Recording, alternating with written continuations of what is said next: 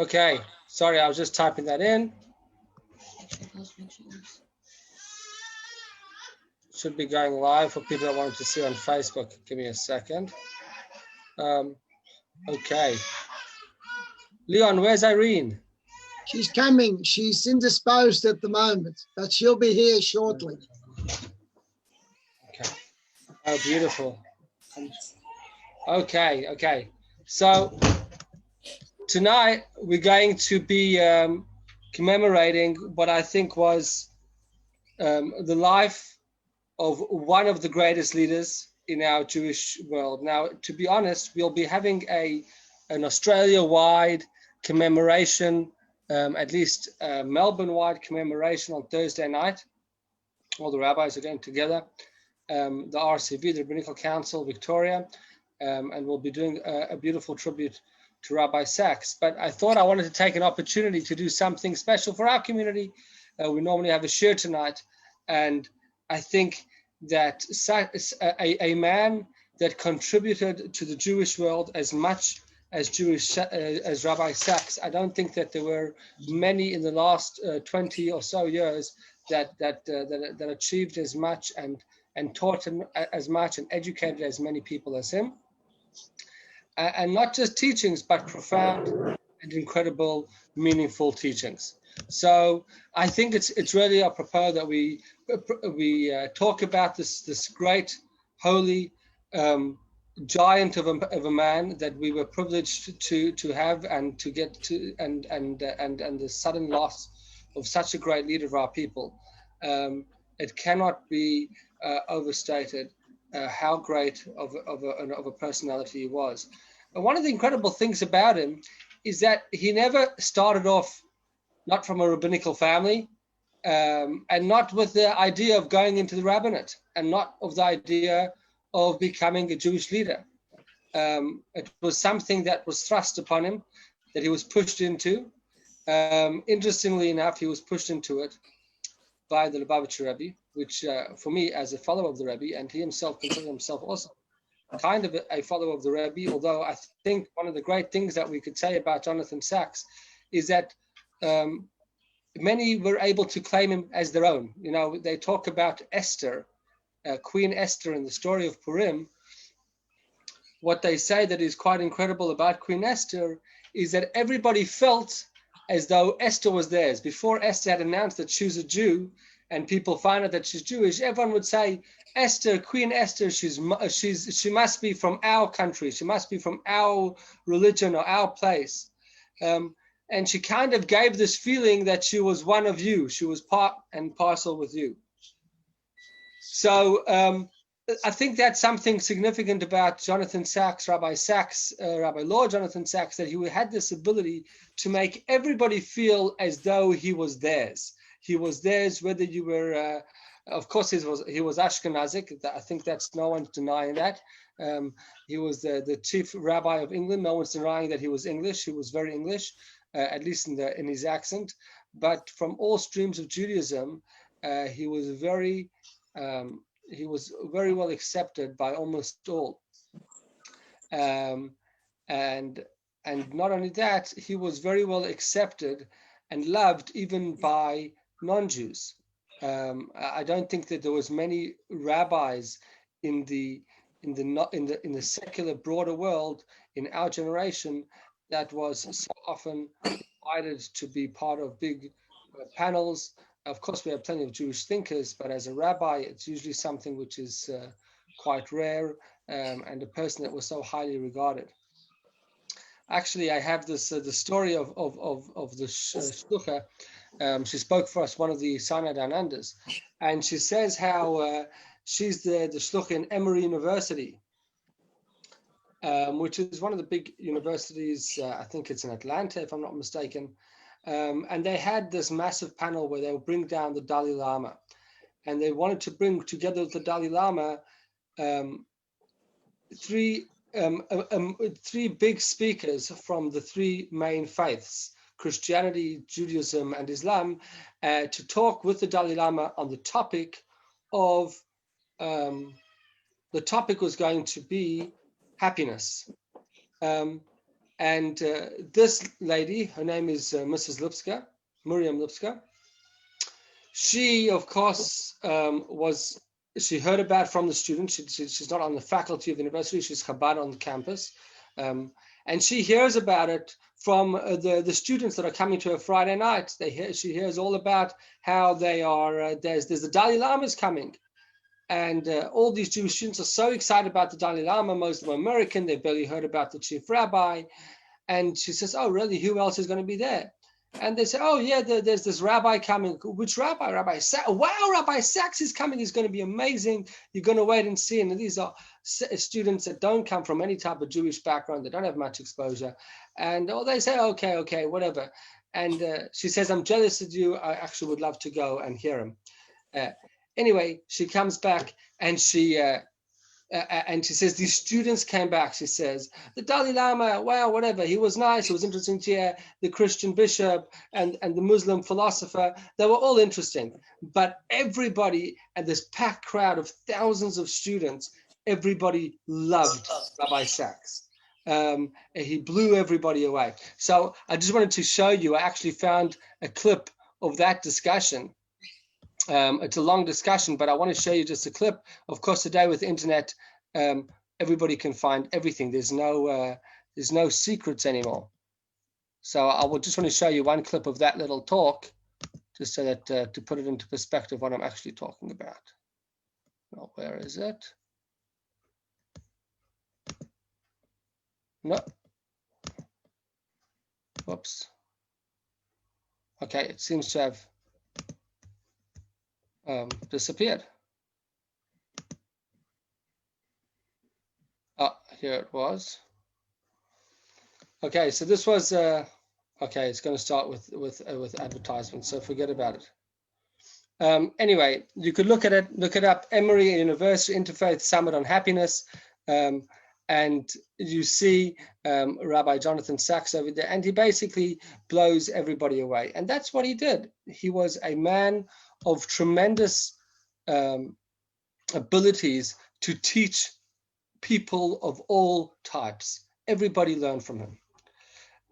He was one of the greatest orators, I think, that in our times, in all areas. When you listen to him, he inspired you. He had such deep and interesting things to say. Everybody was blown away from him. Today, thank God, with the access to all types of things online, we can celebrate his life for years to come, where we have thousands of videos with him on YouTube and talks on podcasts. So that's one of the great things. While we may have lost his physical presence in this world, we certainly have not lost his teachings. He wrote over 25 books. But for me, as I mentioned, as a Chabad person, I wanted to tell you my most significant talk that I've come across of his. And this is the one talk that I actually heard of his live. I'm sure some of you probably heard him live.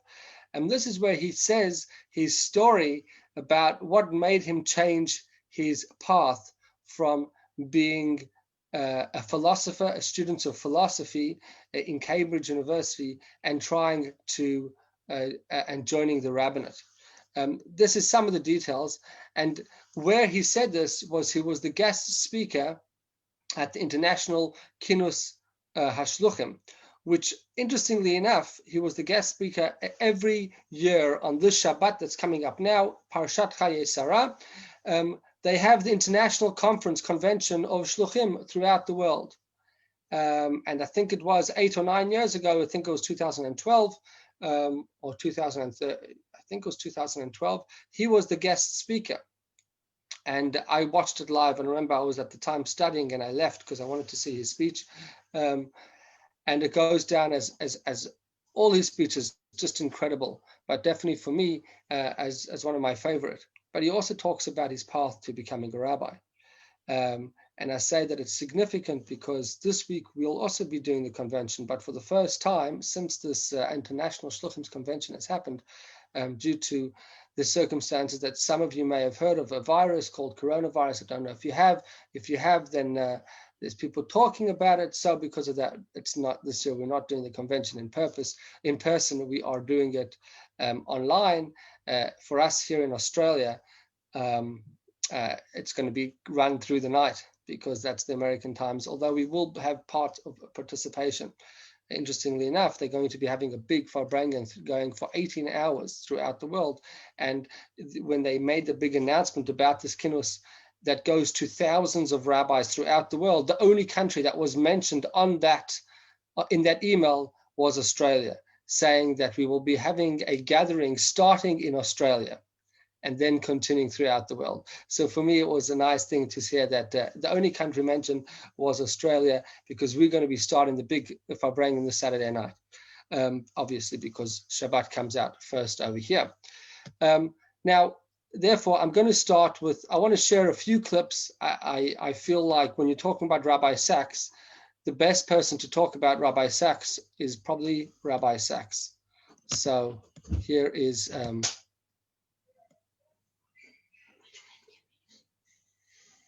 big one, right? It's not good. I can try to disconnect it. 1 second.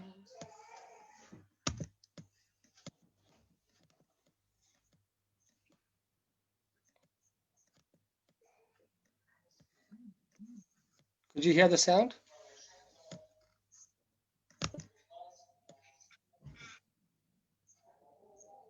No? No.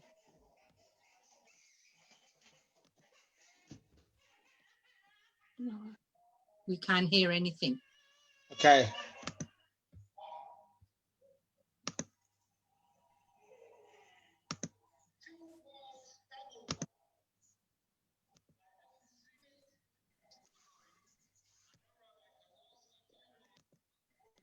Did you hear now? Yes. Him from everywhere, distinguished guest friends. I can sum up my reaction to this evening in one word: wow. He was talking over here in front of 5,000 Chabad rabbis. In 2 words, double wow. If I hadn't seen it, I wouldn't have believed it. I know Rabbi Kotlarski told me he was inviting a few friends. But I have to tell you, Mikerev Lev, from the depths of my heart, I've received many honors, but none as moving and as humbling as this.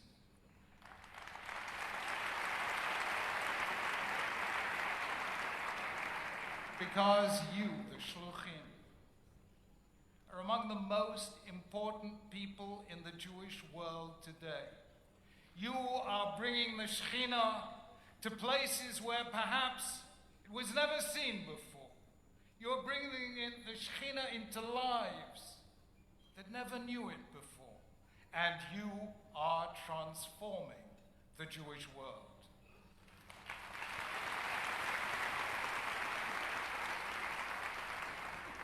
And why are you doing so?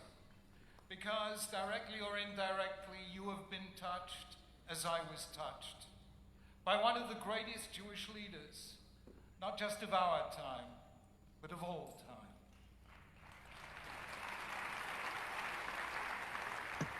Throughout Jewish history, there were great leaders, but I know of no precedent for one who transformed visibly and substantively every single Jewish community in the world, including many parts of the world that never had a Jew. Sorry, just pausing. My apologies. This is going a little bit further back than I thought.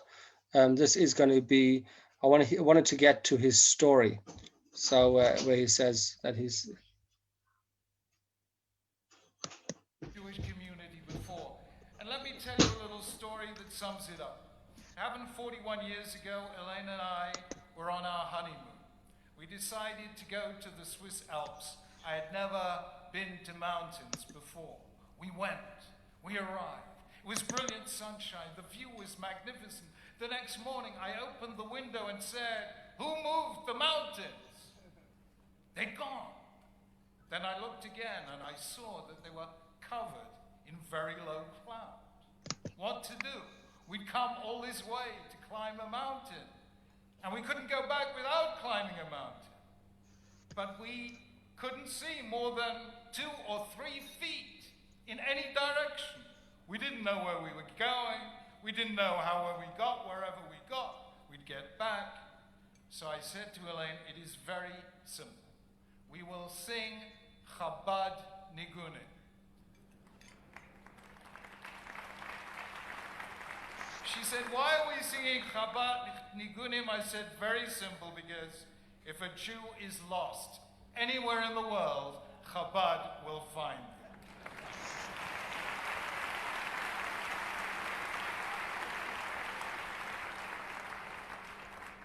And all of this because of the Rebbe Zechusa Yagen Aleinu. So it was and so it is. You have been touched by greatness, and every one of you has become great. And therefore I say to all the shluchim and to all those wonderful people who support the work of the shluchim and make it possible, may God bless all you do. Amen.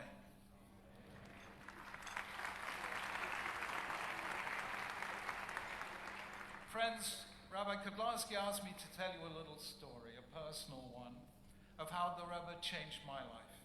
And I've agreed, not because I think my story is special, it isn't. But it is by telling such stories that we remind ourselves of what Chabad is about and what makes it special. It is a story in 3 acts.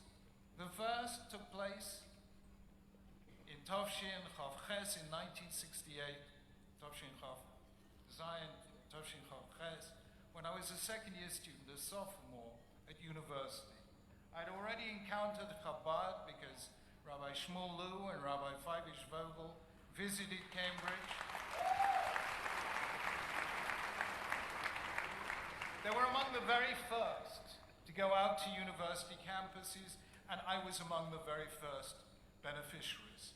Then came that summer, 68, and I came to America to meet great rabbis of the day, and every one of them, every single Rav I met in America said, you must see the Rebbe, you must see the Rebbe. So I went to Eastern Parkway, 770, I came in, I said to the first Chazid I met, I'd like to speak to the Rebbe, please. He fell about laughing. He said, do you know how many thousands of people are waiting to see the Rebbe? Forget it. I said, well, I'll be traveling around America. Here's the phone number of my aunt in Los Angeles. If it's possible, phone me. Weeks later, I was in Los Angeles. Came Motzei Shabbat. The phone went. It was Chabad. The Rebbe will see you on Thursday. Now, I had no money in those days, and all I had was a Greyhound bus ticket. If you ever ridden from Los Angeles to New York on a Greyhound bus, 72 hours non-stop, I sat on this bus, I came to 770, and eventually the moment came when I was ushered into the Rebbe's study. I asked him all my intellectual, philosophical questions. He gave me intellectual, philosophical answers. And then he did what no one else had done. He did a role reversal. He started asking me questions. How many Jewish students in Cambridge? How many get involved in Jewish life? What are you doing to bring other people in? Now, I hadn't come to become a shliach. I come to ask a few simple questions. And all of a sudden, he was challenging me. So I did the English thing. You know, the English can construct sentences like nobody else, you know? They can construct more complex excuses for doing nothing than anyone else on earth. So I started a sentence, in the situation in which I find myself. And the Rebbe did something which I think was quite unusual for him. He actually stopped me in mid-sentence. He says nobody finds themselves in a situation. You put yourself in a situation. And if you put yourself in that situation, you can put yourself in another situation. That moment changed my life. Here I was.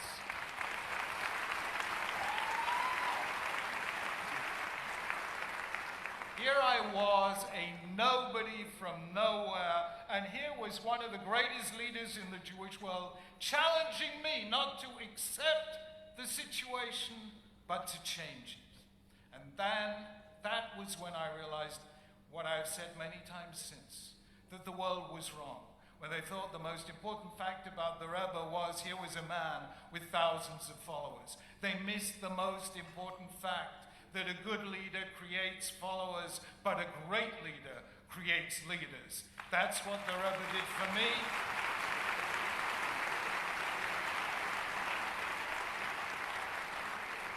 And for thousands of others. Friends, that particular episode had an unusual ending.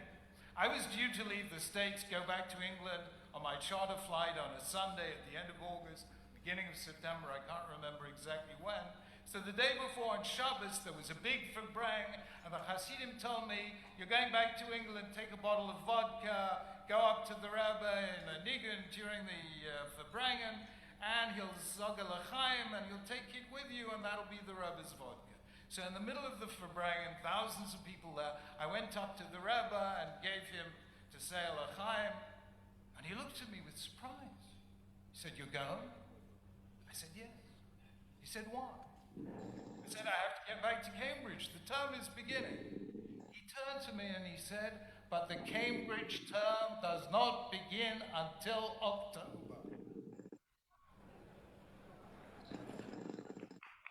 I never knew then, I still don't know today how he knew it, but he was right.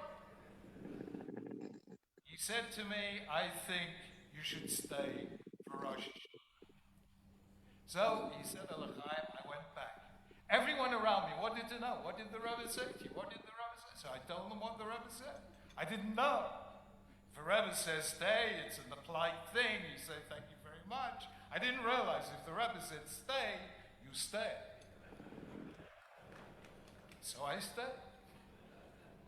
As a result of which, I heard the Rebbe on Rosh Hashanah blow shofar. Quite the most remarkable experience I ever had. The purity of those notes, the sight of all the Hasidim hanging from every surface, trying to catch sight of the Rebbe blowing shofar. And I heard a sound in which heaven and earth touched. And the echoes of that shofar have stayed with me ever since. That was the challenge he threw down, a challenge to lead. That didn't immediately change my life. I went back to university, although I still felt the power of the Rebbe's challenge. So in 1969, after getting my degree, I went to study in Kfar Chabad, where I learned with Rav Gafni, and it was a wonderful experience. In 1970, I came back, got married, starting teaching philosophy, writing a doctorate, but I still felt I hadn't done enough to meet the Rebbe's challenge. So I studied for smicha. I qualified as a rabbi, and I thought, that's it. I've grown a little as a Jew, and now I'm ready to get back with the rest of my life. That was when I made the second great mistake. I went back to see the Rebbe again.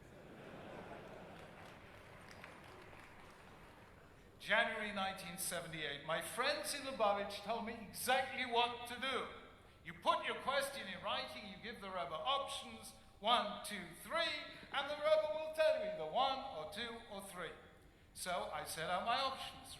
I said to the Rebbe, I have a career in front of me, I have 3 choices. Number 1, maybe I would like to be an academic, halavai, one day I would be a professor, or maybe a fellow of my college in Cambridge. Or number 2, I went to university initially to study economics. I'd like to be an economist. Or number 3, I'd like to be a barrister, an advocate. I was a member of one of the Inns of Court, the Inner Temple, where you studied to be a lawyer. I went into the Yechidus not knowing what the Rebbe would answer. Would it be 1? Would it be 2? Would it be 3? The Rebbe looked at me and he went through the list. Not 1, not 2, not 3. thought, hang on, this is against the rules. The Rabbi did not give me time to reply. He told me Anglo-Jewry was short of rabbis, and therefore he said to me, you must train rabbis. He specified Jews College, which is where rabbis were trained in Britain. And then he said, you yourself must become a congregational rabbi so that your students will come and they will hear you give, I still remember the way you pronounce the word, sermons. They will hear you give sermons and they will know. And so you train rabbis, you become a rabbi. Well, I was a little verblonget, a word I've introduced into the English language, courtesy of the BBC. But if the Rebbe says do it, I did it. I gave up my 3 ambitions. I trained rabbis.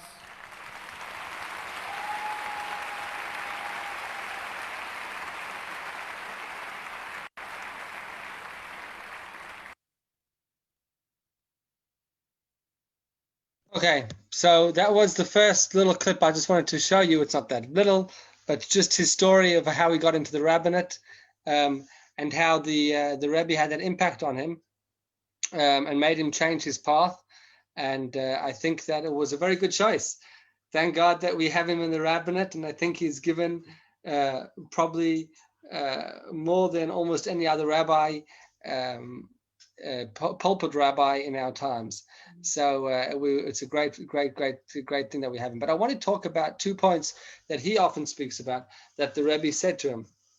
First, number one, he said what changed his mind was 2 points.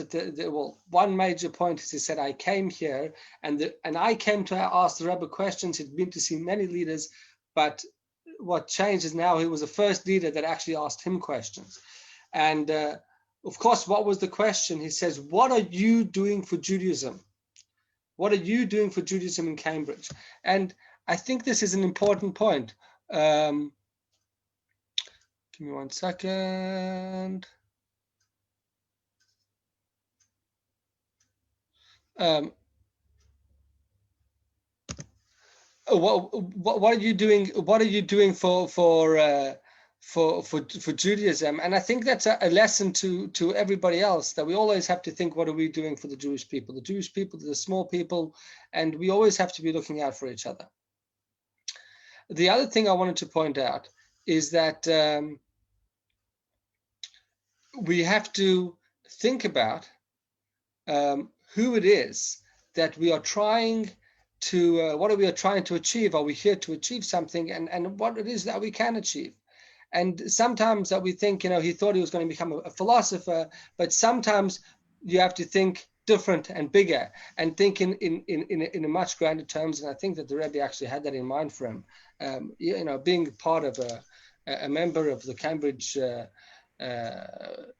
faculty is definitely a special thing, but I think that what he's given to our Jewish world is far greater. And he says that when the Rebbe asked him that question, what are you doing for Judaism? What did he answer?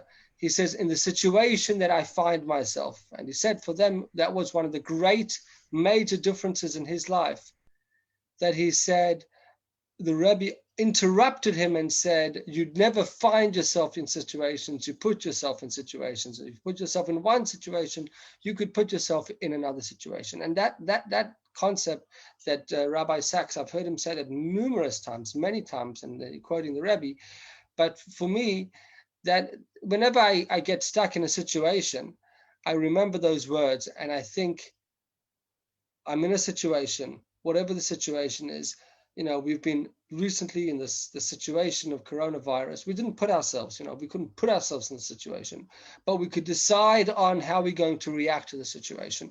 And I think that's important. And are we going to make the best of the situation? Baruch Hashem, thank God, at least we're kind of coming out of it, restrictions easing, and cases at the lowest they could be. So, which is great, and please God, it will continue. And life will get back not to normal, but to better than normal. I actually was recently listening to a talk of his where he said, I heard him talking about the virus, and over there he says, one of my big fears about this virus, in an interview he said, He said, my fear is not that we won't get back to normal. My fear is that we will get back to normal. That exactly is my fear. I worry about us getting back to normal. And not that he was worried about the health of people. He was worried about us not taking time to listen to God's messages, that what this time has there to teach us. There's special messages that whenever you have a massive event like the times that we're living in, he said, we have to learn from them. And could we learn from the message of the time to be more caring towards people, to learn about the sanctity of life? This was early on in the pandemic, which when I think many of us spoke about them, these kind of speaking points that we've by now kind of exhausted. But that was his worry. He said, don't let life get back to normal. And I think a lot of us have gotten into certain routines over this pandemic of or maybe not getting to shul as often. And if it's for health reasons, that's different. But whatever it may be, I think it's an opportunity to recognize that we've grown at home and we should be getting back into better than normal. Getting back to Rabbi Sachs, one of the things that he also said in that talk that we played earlier is the thing that what he saw in the Rabbi, which was a term which he coined. He said that there's different types of leaders. There are leaders that create many followers, and there are leaders that are very unique and almost once in a lifetime that create leaders and make leaders. And he said that he was made a leader by the Rebbe. That's what he goes on to say on that talk. And I think for us, that is a really important point to remember, that each and every single one of us has the potential to be a leader.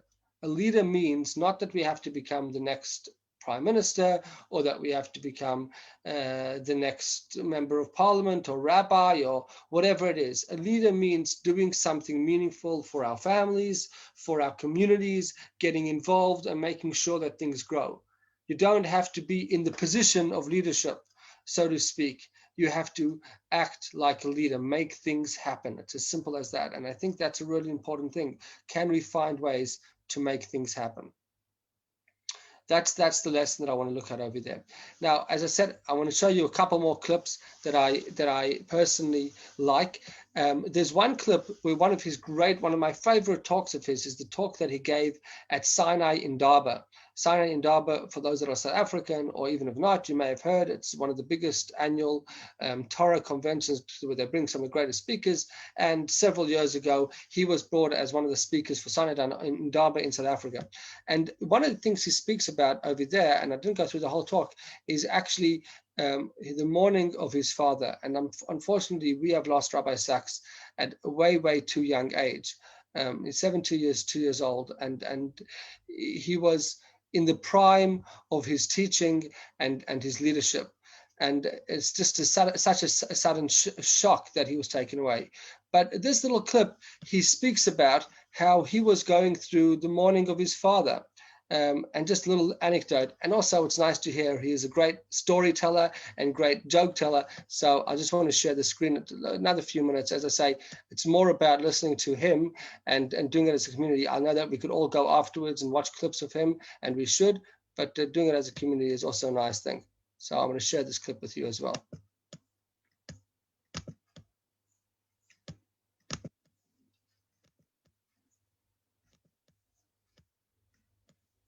Oops, sorry.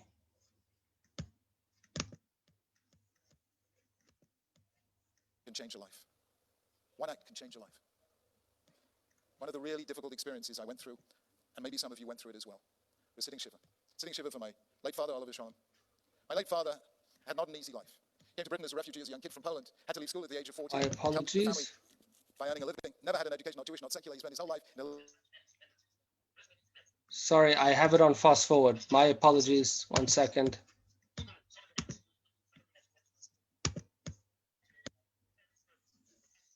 Ooh. Has had the same experience. And when I was hearing all these stories, I was inwardly... Sorry, when I was looking for the thing, I put it on fast forward, and now it is playing on fast forward. I forgot to put it back on too.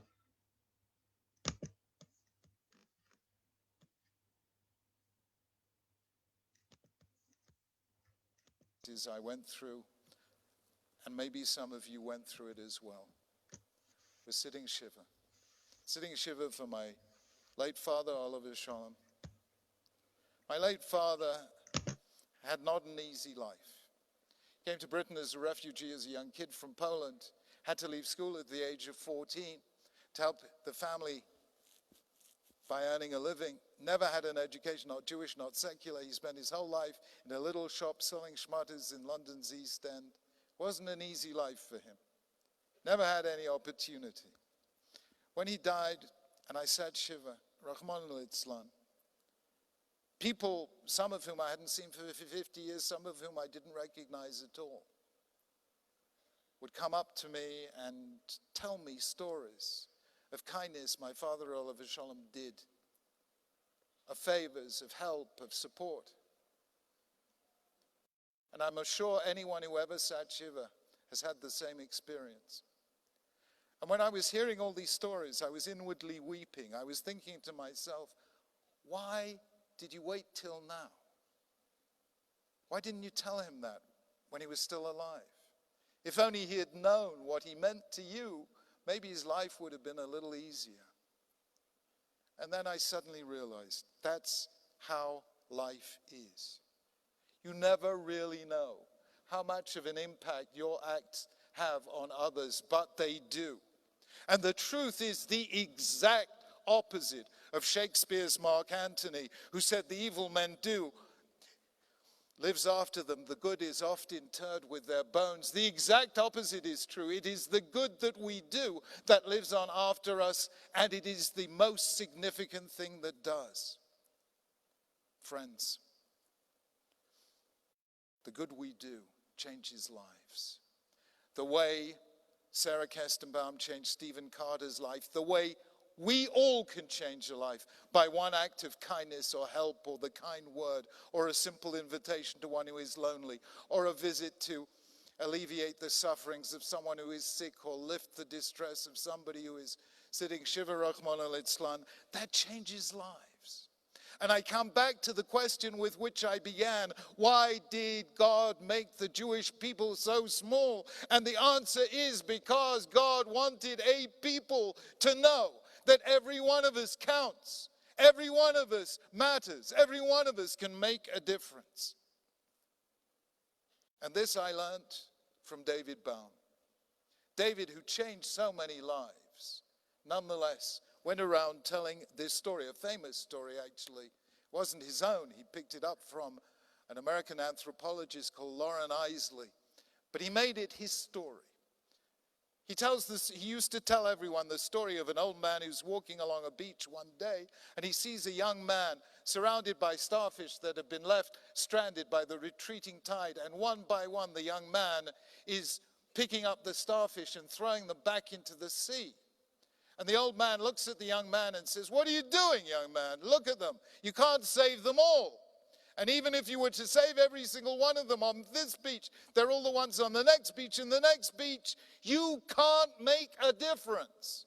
And the young man looks at the starfish in his hand and throws it into the sea and says, "To that one, I made a difference." And I have to tell you that I am very moved when Melinda Gates said, "To me, knowing I altered one person's life for the better is the most important thing in my life." We should all be Melinda Gates. Here is a woman who gave away she and her husband Bill have given away $43 billion to charity. But she still thinks and knows that the way we make a difference, as David Baum made a difference, is one life at a time, one day at a time, and one act at a time. Not by accident did Judaism teach nefesh achat ka'olam maleh. One life is like a universe. Therefore, if you can change one life for the better, you begin to change the universe. The world has suffering within it. And God says, I want you to be the people who don't accept that suffering, who go out and alleviate it, heal it, and make the world that is a little closer to the world that ought to be. And that is our challenge, our life. The world is God's question, and what we do with our lives is the answer. Friends, this has been quite a solemn speech. So let me end with one of my favorite stories, which just tells us that whatever situation we are in, we can solve somebody else's problem if we try hard enough. This story is set in around 1947, when relations between the British and the Jewish population of Israel was not that great. I don't think I exaggerate there, the pre-state days. And there's a couple who made Aliyah, Chaim and Chenya. They live in a little moshav. And Chaim, who is running arms for the Haganah, gets caught by the British and sent to prison in the British prison in Akko. One day he receives a letter from his wife Chenya and says, Chaim, listen, it's all very good for you to go and be a hero for the Jewish people, but in the meantime I'm left alone with our farm and the time has come to plant potatoes, and how am I supposed to plow the ground on my own? Tell me, what am I supposed to do? Chaim sits down and writes Chenya a letter. Dear Chenya, whatever you do, don't touch the ground. There are rifles buried underneath. The letter is intercepted by the British military authorities.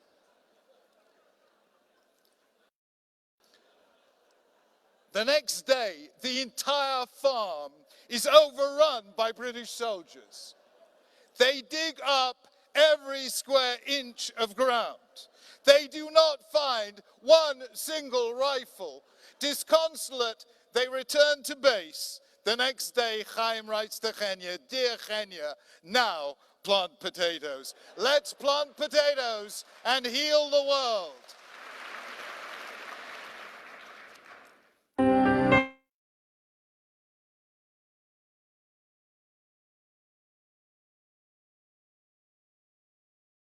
Oh, okay. That's one of my favorite little talks of Rabbi Jonathan Sachs, but I didn't want to do the whole talk because that would be the whole show. I wanted to share a little bit more.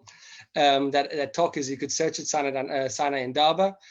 Great talk, but also a little bit hearing about him talking about the impact of his father and mourning, and I think the entire Jewish world is in a state of mourning for this tremendous loss.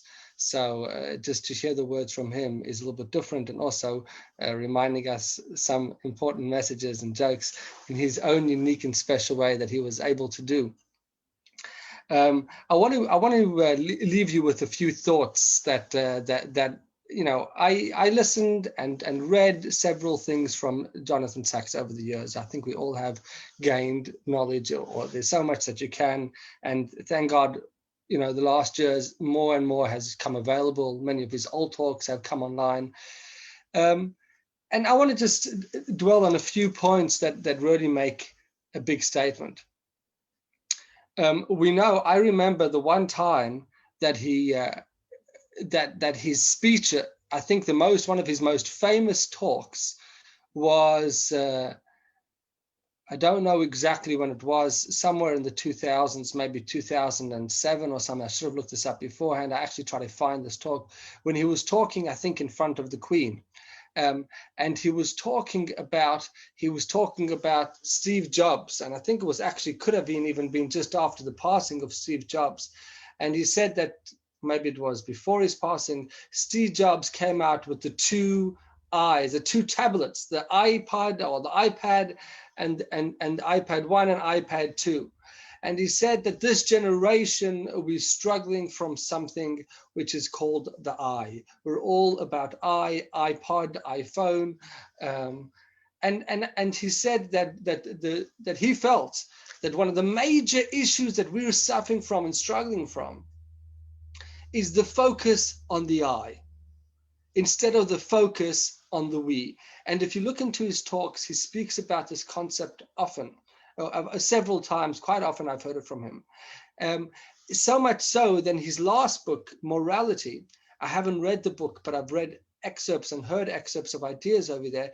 He over there goes on this concept, this idea that self-help, while there's great benefits to self-help, sometimes self-help, the whole world of self-help, which is a billion-dollar industry or billions of dollar industry, could be detrimental. Because the problem with self-help is when it becomes the focus on the I. How could I better myself? How could I improve this? How could I improve that? And he almost goes on this whole war. It's almost like a battle against this focus on self, which fundamentally is such an important concept. Anybody that's learned Chabad Hasidus will know this concept, and it's probably where he got it from, but in his own way, really spoken. The concept of bittul, the idea of humility, of recognizing that when we live only for ourselves, we live an unhappy life. We live an unfulfilled life. We could be perfectly muscular, weight, a perfect size belly, and have achieved great knowledge and wealth. But if it's all there just to make you a better person, you a better orator and a better communicator, but you haven't done things for others, you live an empty life. And that's what he's trying to say. It's all great that you're doing self-improvement. We all work on ourselves, and we should at times. But the most important thing that he was trying to say is that it's about the we. What are you doing for the other? And the fact that in our age, we have such a rise in extreme levels of depression and suicide in our youngsters.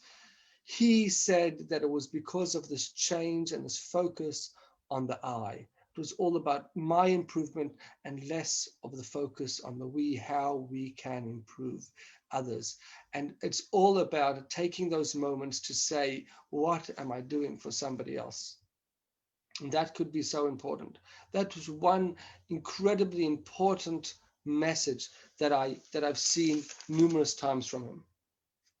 Another idea that I wanted to talk about, a beautiful idea that I actually saw, is I've seen the writings of different people about anti-Semitism, and anti-Semitism is an idea that also is found quite a lot in different writings of his.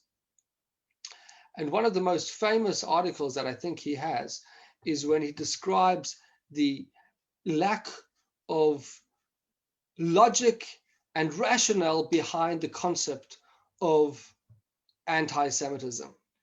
And he says over there that if you look at the history of Jew hatred, it has evolved throughout the ages. It's always something that is evolving. He says, if you go back all the way back to Abraham, it's where it starts. Abraham is being successful, he recognizes God, and people start picking on him. Yaakov, Avimelech, and you go through the ages, there was always a different excuse given, and particularly after the time of Moses. Oh, it's because you're the chosen people. Oh, it's because you're different. Or it's because you're too wealthy, or it's because you're too poor, or it's because you've stolen the land, or you've given the land, or you don't belong here, you're strangers, you're stolen. And then he says, and therefore, today's day and age, where we're living as healthy, strong, independent nation on the land of Israel, today's day and age, we've become the stealers, and anti-Semitism has just evolved into anti-Zionism. And I think that's an interesting perspective. When we think about trying to placate different people of the world and trying to find ways of how we can kind of find an excuse of how we can prevent anti-Semitism. Perhaps people thought back in Germany that they thought that they would stop anti-Semitism by becoming more secular, more similar to the Germans. And how did that go down?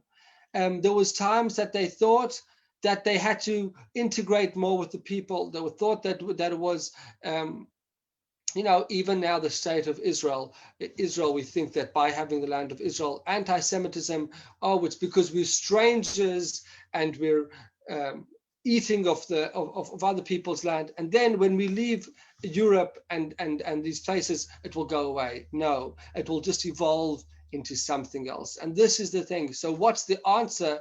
It's to stay strong and to remember that as long as we are Jew, and this was one of my favorite lines that I often heard from Rabbi Sachs. He said, Gentiles respect Jews that respect Judaism. It was such a profound statement. And he says, Gentiles are, I don't remember the saying beforehand, but they look down upon Jews that do not respect Judaism.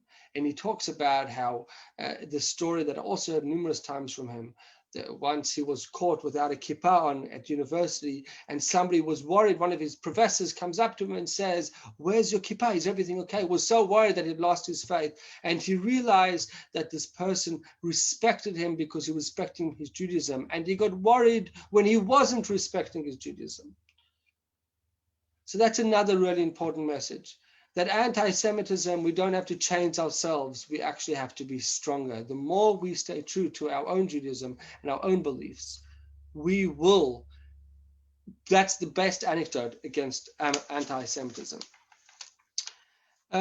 One last point that I want to bring out from a teaching of his also is something that he spoke about.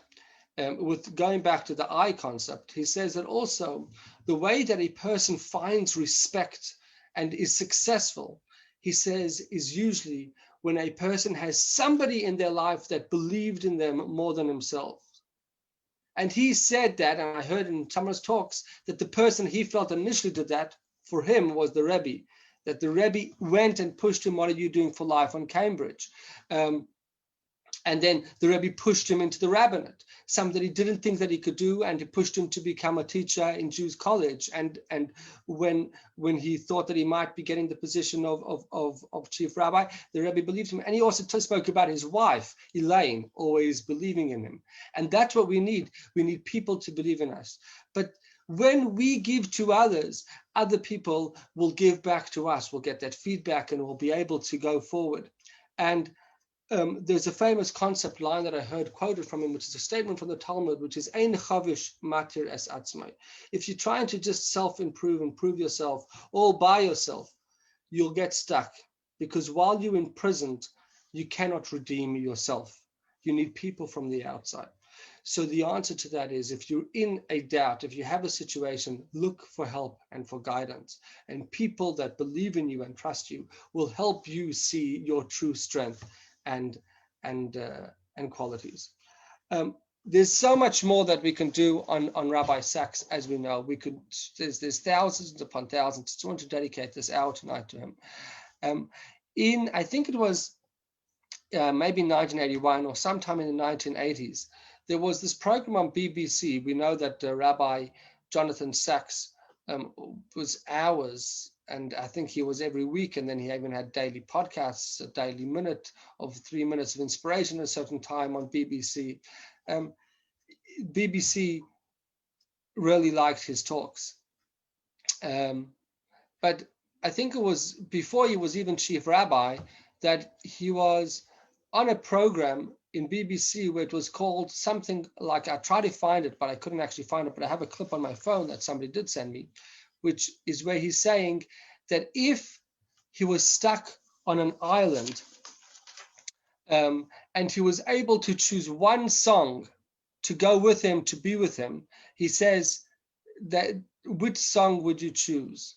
And he said, I would choose Tzoma L'cha Nafshi, which is a song which means my soul is yearning for God. My soul thirsts for God. This is a Chabad song that the Rebbe sang often at Farbrengens. And people know that whenever he went, Jonathan Sachs went to a Farbrengen, he would join some Chabad Hasidim somewhere, whatever, they always sang the song, because he said, when I want at the end of my life, what should they say about me? They should say, I think the word is my epitaph, should be my soul is yearning for connection with God. And therefore, all I need is a song. And if you saw any parts of his funeral, which it's just absolutely absurd and crazy that the times that he passed away in such crazy times, when a man that probably would have had hundreds of thousands or at least thousands of people joining him at his funeral only had such a small crowd.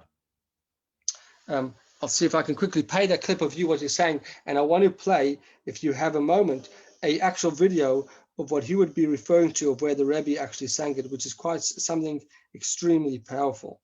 And I'm just not sure if you'll be able to actually hear it. There's a long road ahead. Next record just being most essential to you. Could you hear that? Isolation. Could you hear this? Eight records you would choose as being most essential to you in your isolation on the desert island. My soul thirsts for you. Quite simply, I hope one day something like that would be my epitaph, that his soul thirsted for God. Okay, so what is that song that he's playing? And I'll conclude with this, and then I will welcome any feedback or any points or anybody else's message that they want to say. Whoops.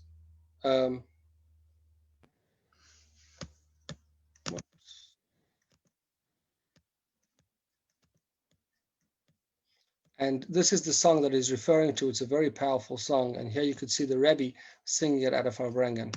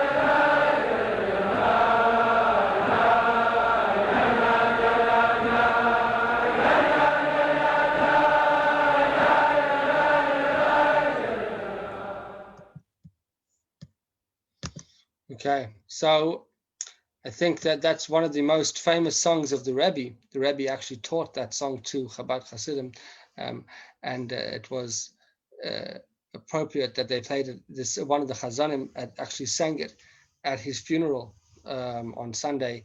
I think it was Sunday, and it's definitely a message that we look at as what was the Rebbe's message, is a yearning for a connection to God. We're all yearning for this connection.